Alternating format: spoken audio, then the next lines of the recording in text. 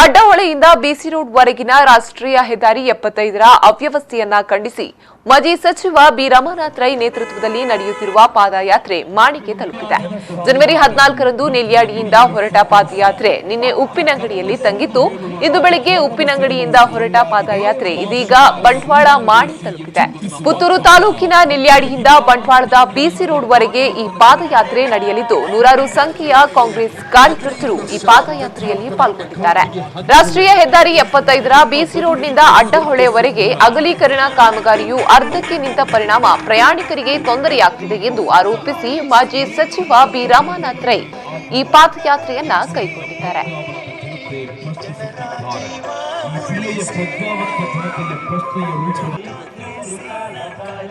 ಈ ಕೆಳಗಿನವುಗಳಿಗೆ ಒಂದೇ ವಾಕ್ಯದಲ್ಲಿ ಉತ್ತರಿಸಿ.